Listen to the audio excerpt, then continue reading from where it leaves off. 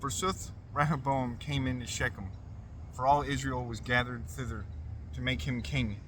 And soothly Jeroboam, the son of Nebat, when he was yet in Egypt, and fled from the face of King Solomon, turned again from Egypt, for the death of Solomon was heard. And they sent and called him. Therefore Jeroboam came, and all the multitude of Israel, and they spake to Rehoboam and said, Thy father putteth the most hard yoke upon us. Therefore abate thou a little now of the hardest commandment of thy father, and of the full grievous yoke that he hath put upon us, and we shall serve to thee. And Rehoboam said to them, Go ye till to the third day, and turn ye again to me. When the people had gone, King Rehoboam took counsel with the elder men that stood before Solomon his father while he lived yet. And Rehoboam said, What counsel give ye to me, that I answer to the people?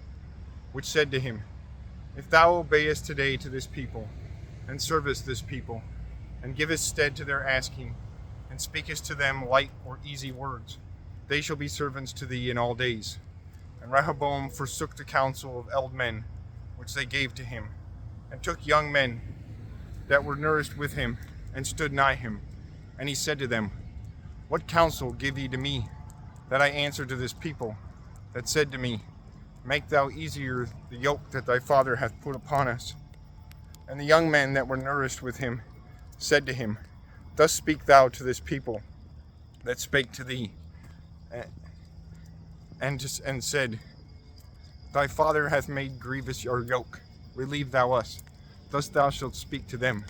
My least finger is greater than the back of my father. And now though my father put on you a grievous yoke, forsooth, I shall add on your yoke. My father beat you with scourges, but I shall beat you with scorpions. Therefore Jeroboam and all the people came to Rehoboam in the third day, as the king spake, Turn ye again to me in the third day. And the king answered hard things to the people, while the counsel of elder men was forsaken, that they had given to him. And he spake to them by the counsel of the young men, and said, My father made grievous your yoke. Forsooth, I shall add to your yoke. My father beat you with scourges, but I shall beat you with scorpions. And the king assented not to the people, for the Lord had turned him away, that the Lord should raise up his word, that he had spoken in the hand of the prophet Ahijah of Shiloh to Jeroboam the son of Nebat. Then the people saw that the king would not hear them, and the people answered to the king and said, What part is to us in David? Either what heritage in the son of Jesse? Israel, turn thou again into thy tabernacles now. David, see thou to thine house. And Israel went into his tabernacles. Forsooth Rehoboam reigned on the sons of Israel, which dwelled in the cities of Judah. Therefore King Rehoboam sent Adoram, that was on the tributes, and all the people of Israel stoned him, and he was dead. Forsooth King Rehoboam went up hastily upon his chariot, and fled into Jerusalem. And Israel departed from the house of David, till unto this present day. Forsooth it was done, when all Israel had heard that Jeroboam turned again, they sent and called him, when the company was gathered together, and they made him king upon all Israel. And no man followed the house of David, except the lineage alone of Judah.